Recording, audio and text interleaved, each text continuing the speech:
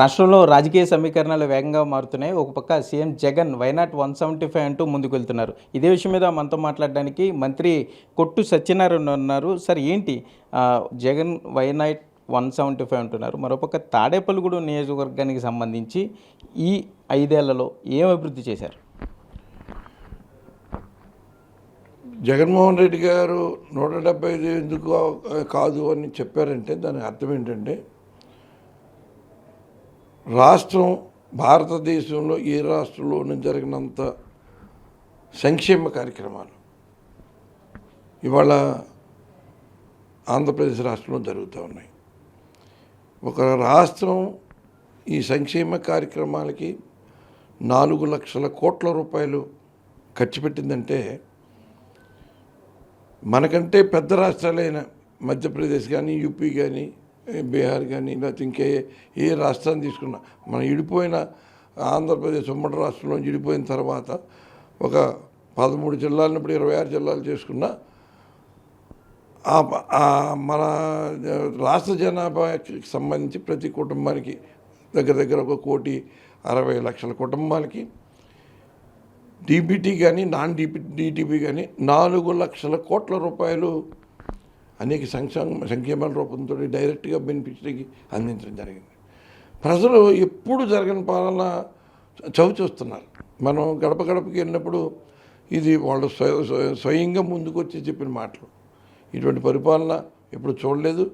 ఆయన మాటలు చెప్పినప్పుడు ఏమో అనుకున్నాం, కానీ ఏం చెప్పాడో అది చేస్తున్నాడు, అంతకు మించి కూడా చేస్తున్నాడు అని చెప్తున్నారు. ఇప్పుడు ఆయన ఇవాళ జగనన్న సురక్ష కార్యక్రమం పెట్టిన, జగనన్న ఆరోగ్య సురక్ష కార్యక్రమం పెట్టిన, ఆరోగ్య సురక్ష 2 పెట్టిన, ప్రజల ఆరోగ్యం కోసం ఎంత తపన పడుతున్నాడు. విద్యార్థుల కోసం వాళ్ళ చదువు మంచి స్టాండర్డ్ ఎడ్యుకేషన్ ఇవ్వాలని ఎంత తపన పడుతున్నాడు. ఇంగ్లీష్ మీడియంలో పేదవాళ్ళు కూడా చదివించుకోలేని పిల్లలకి వాళ్ళు ఇంగ్లీష్ మీడియంలో ఎలా చదివించి వాళ్ళని పైకి తీసుకురావాలని చూస్తున్నాడు. ఇవన్నీ ప్రజలు గమనిస్తున్నారు.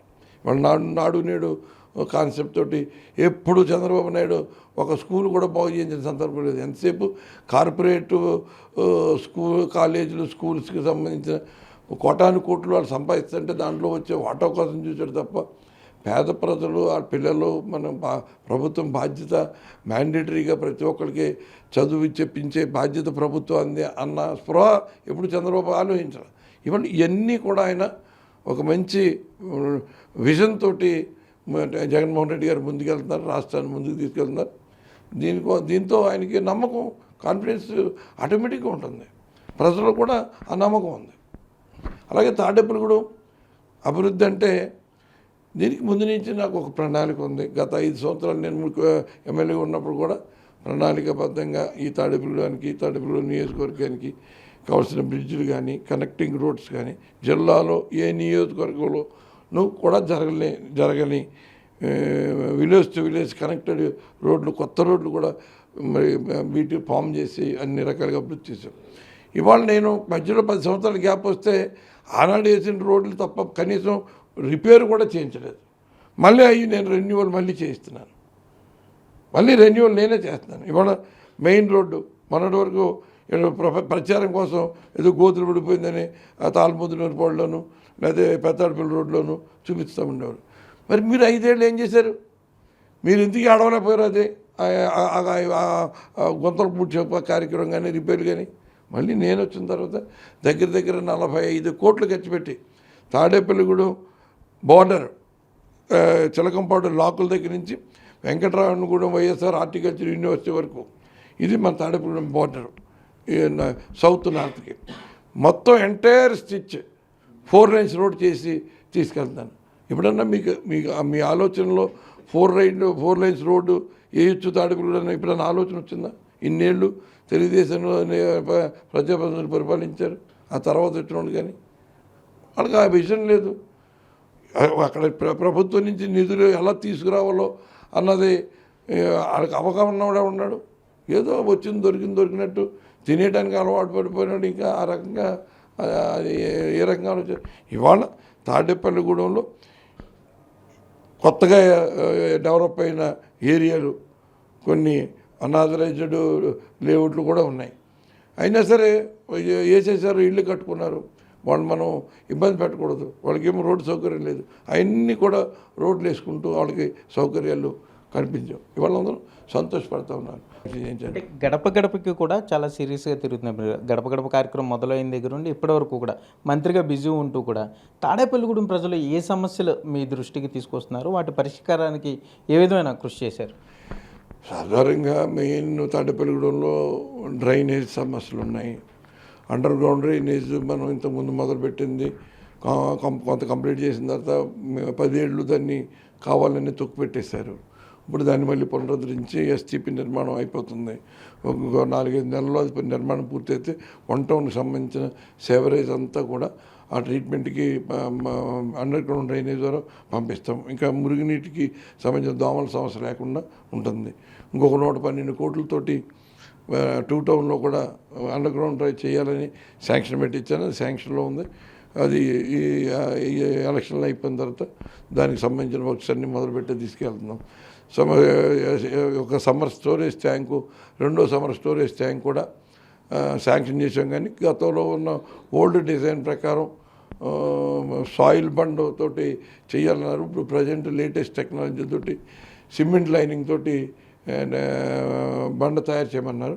దానికి ఇప్పుడు ఎస్టిమేషన్ కూడా మారినాయి. అది కూడా టెండర్లు పిలవబోతున్నారు. ఇవాళ రేపు పిలుస్తారు ఈ వారంలో. అదొక 70-75 కోట్ల వరకు అవుతుంది. దాని లేటెస్ట్ టెక్నాలజీతో అది కూడా నిర్మాణం చేస్తున్నారు. అంటే తాడేపల్లిగూడెం పట్టణానికి అవసరమైన సౌకర్యాలన్నీ కలగజేస్తున్నాం. రోడ్లన్నీ మున్సిపాలిటీ ద్వారా దగ్గర 30-40 కోట్ల రూపాయలు రోడ్లన్నీ కూడా ట్రైన్లు కానీ అన్నీ బాగు చేస్తాం. మురికి కోపాల కింద ఉండే 9వ వార్డు కానీ 1వ వార్డు కానీ ఇంకా మిగతా 24-25 కానీ ఇంకా అనేక వార్డులన్నీ అన్నీ కూడా 1 by 1 బాగు చేసుకుంటూ వెళ్తున్నాం. సుదీర్ఘంగా రాజకీయాల్లో ఉన్నారు, సీనియర్ పొలిటీషియన్ మీరు. తాడేపల్లిగూడెం కూడా ఎమ్మెల్యేగా పనిచేశారు, మంత్రిగా ఉన్నారు. తాడేపల్లిగూడెం నియోజకవర్గానికి సంబంధించి డ్రీమ్ ప్రాజెక్ట్ ఏమన్నా ఇది చేస్తే తాడేపల్లిగూడెంకి మంచి జరుగుద్ది, కేఎస్ఎన్ బ్రాండ్ దీని మీద ఉండాలి అనేది ఏమన్నా మీరు ఆలోచించారు? ఆ దిశగా ఏమన్నా మీ ఆలోచన ఏమైనా ఉందా? 100% ఇవాళ తాడేపల్లిగూడెంలో ఏ డెవలప్మెంట్ జరిగినా చూసినా అక్కడ మీకు కేఎస్ఎన్నే కనపడతాడు. కేఎస్ఎన్ కాకుండా మేము ఈ పని చేసామని చెప్పుకోవడానికి లాస్ట్ 30 years నుంచి కూడా ఎవరైనా చెప్పుకునే పరిస్థితి ఏమైనా ఉందేమో చెప్పమనండి.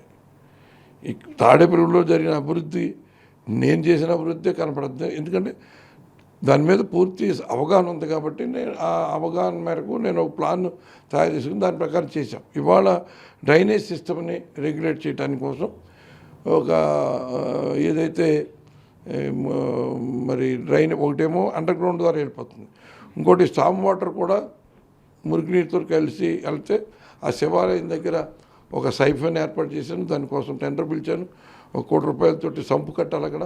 ఆ సంపు కట్టి మోటార్ తోటి కాలం అవతల మన తణుకు రోడ్లో ఏర్పాటు చేసిన డ్రైన్ ఏదైతే ఉందో మన భీమవరం బైపాస్కి రోడ్డుకి ఆనుకుని అక్కడ దానికి సంబంధించి అన్ని రకాలుగా కూడా మన ఆ డ్రైన్లో కలిపి నీళ్ళన్నీ వెళ్ళేలాగా చేస్తాం. అంటే మేజర్గా డ్రైనేజ్ సిస్టమ్ని అప్డేట్ చేసే కార్యక్రమాన్ని పూర్తి చేస్తున్నాం.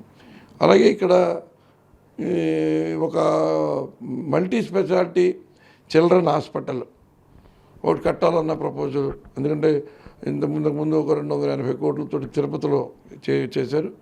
చాలా బ్రహ్మాండంగా పనిచేస్తుందని నేను మొన్న తిరుపతి వెళ్ళినప్పుడు అక్కడ ఉన్న ఈఓ గారు వచ్చి చెప్పాడు. హార్ట్ ట్రాన్స్ప్లాంటేషన్ కానీ లంగ్స్ ట్రాన్స్ప్లాంటేషన్ కానీ 3వ రోజు 4వ రోజు బేబీలు కూడా చేసామని చెప్తున్నారు. అటువంటి సూపర్ స్పెషాలిటీ చిల్డ్రన్ హాస్పిటల్ని మల్టీ స్పెషాలిటీ హాస్పిటల్ని మనం తాడేపల్లిగూడెం తీసుకురాబోతా ఉన్నాం. మీరు ఇంత చేస్తున్నారు, తాడేపల్లిగూడెం నియోజకవర్గంలో అభివృద్ధి పనులు చేసామంటున్నారు, సంక్షేమ కార్యక్రమాలు అందించామంటున్నారు. టీడీపీ జాతీయ అధ్యక్షుడు పశ్చిమ గోదావరి జిల్లా పర్యటనలో మీ మీద వ్యక్తిగత విమర్శలు చేశారు, అవినీతి ఆరోపణలు చేశారు. వీటిని ఎలా తీసుకుంటారు? వాస్తవం అంత ఇందులో. ఇప్పుడు దొంగోడు ఇప్పుడు తన దొంగోడిని నేను కొట్టేశాను నేను ఎవడ ఒప్పుకోడు. చంద్రబాబు నాయుడు ఒప్పుకుంటాడా?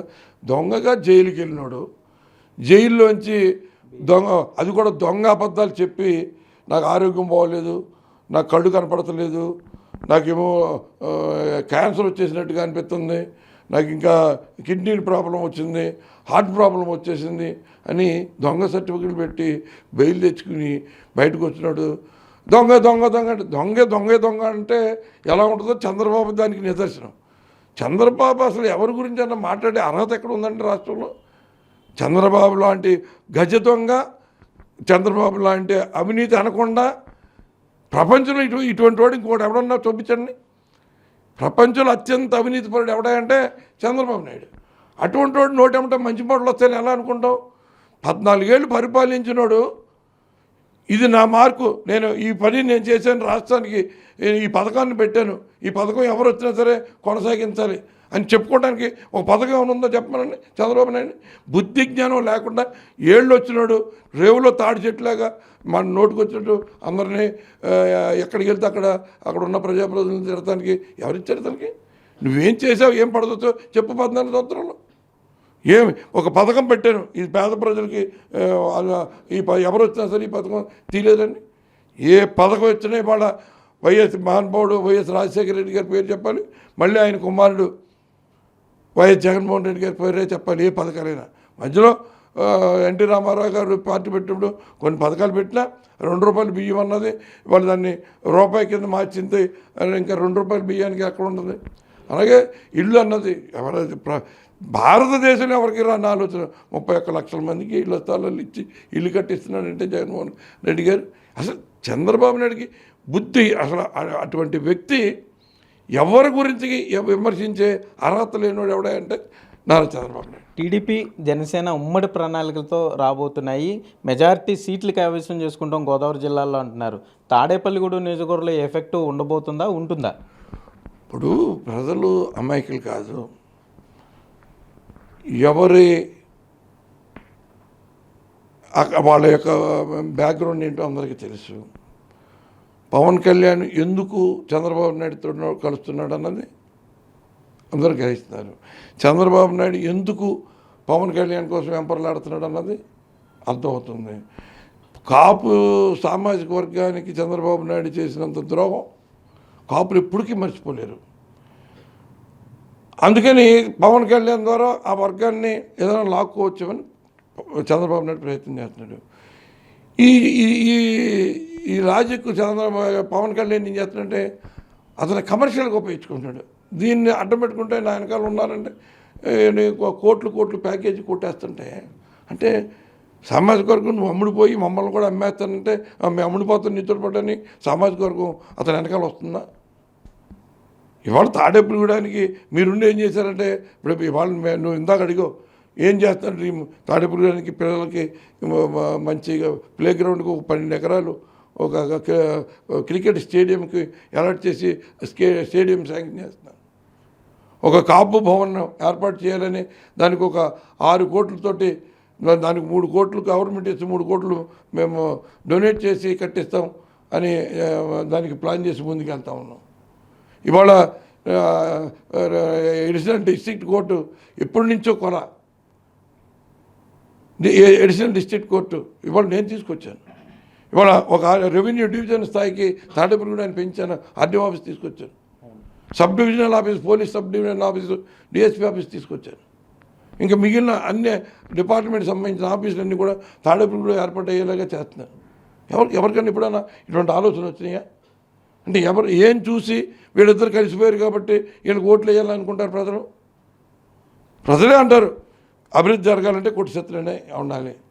మరి అభివృద్ధి కావాలనుకున్న వాళ్ళు దొంగలకి వేస్తారు ఓట్లు. చంద్రబాబుకి అన్న ప్రజల్లో క్రెడిబిలిటీ ఉందా? అతని మీద ప్రజలకి నమ్మకం ఉందా? పవన్ కళ్యాణ్ మీద క్రెడిబిలిటీ ఉందా? అతని మీద నమ్మకం ఉందా? అతను ఏమన్నా గట్టు చేరుస్తాడని ఉందా? అంటే యువత అంతా పవన్ కళ్యాణ్తోనే ఉన్నారు, అదంతా కూడా పోలరైజ్ చేస్తే టీడీపీ జనసేన గెలుపు గ్యారెంటీ అనేది వాళ్ళు చెప్పేది. యువత అంతా ఉన్నారంటే సినిమా అభిమానులు, మా కాపు సామాజిక వర్గానికి సంబంధించిన కుర్రోళ్ళు, మా పిల్లలే, మా పిల్లలతో సమానం అనుకుంటాను నేను. అటువంటి పిల్లల్ని పాడు చేసేస్తుంటే బాధ కలుగుతూ ఉంది. నిన్న కాక మొన్న మీరు చూడండి, తాడేపల్లిగూడే కాదు ఎక్కడైనా కొట్లాట జరిగితే దాంట్లో జనసేనకు సంబంధించిన కుర్రోళ్ళు ఉండే పరిస్థితి తీసుకొచ్చాడు. వాళ్ళని ఏదో రెచ్చగొట్టి వాడుకోవటం. ఇక్కడున్న జనసేన సంబంధించిన నాయకులు కూడా వెనకాల 10 మంది తిరగకపోతే ఎవరొకటి పోషిస్తూ ఉంటే వాళ్ళు తిరుగుతారు కదా వాళ్ళని పాపం పాటు చేసే పరిస్థితి. మొన్న మాధవరం గ్రామంలో రాత్రి 11:30, 12 గంటల సమయంలో 3 కుర్రోళ్ళు బైక్ మీద వెళ్తా ఫుల్ డ్రింకింగ్ మోడ్లో అక్కడున్న ఎలక్ట్రికల్ ట్రాన్స్ఫార్మర్ గుద్దేసి ముగ్గురు స్పాట్లో చనిపోయి ఎంత బాధ కలుగుతుంది. ఇలాగ ఎంకరేజ్ చేసుకుంటూ పోతే పిల్లలు జీవితాలతో ఆడుకోవడానికి పవన్ కళ్యాణ్కి ఎవరిచ్చారా ఇవన్నీ? వాళ్ళని రెచ్చగొట్టమని ఎవరు చెప్పారు? ఎందుకు రెచ్చగొట్టాలి పిల్లల్ని? వాళ్ళు చదువుకునే వాళ్ళని ఎందుకు పాడు చేయాలి? ఏదో కవాతులు చేద్దాం, యుద్ధం చేద్దాం, కత్తిచ్చుకుందాం, కర్రపుచ్చుకొని ఎందుకు రెచ్చగొట్టాలి? అంటే నీ స్వలాభం కోసం మొత్తం జాతినంతా తాకట్టు పెట్టేస్తావా? అది చంద్రబాబు నాయుడు కోసం. చంద్రబాబు నాయుడుకి అవసరం. చంద్రబాబు కన్నాలు వేసి 2 ఎకరాల నుంచి 6 లక్షల కోట్లు 10 లక్షల కోట్లకి ఎదుగుపడని చెప్తున్నారు కథనాలు కింద. నువ్వు చంద్రబాబు నాయుడుకి అమ్ముడిపోయి మొత్తం జాతినంతా అమ్మేస్తావా? ఎంత అన్యాయం, ఎంత దారుణం. ఎవరి కుటుంబాన్ని పాటు చేస్తాం మనకు చేతనైతే సమాజాన్ని బాగు చేయడానికి మన వంతు ఏం చేయాలన్నది ఆలోచించాలి. పిల్లల్ని బాగా చదువుకోండి ప్రోత్సహించాలి.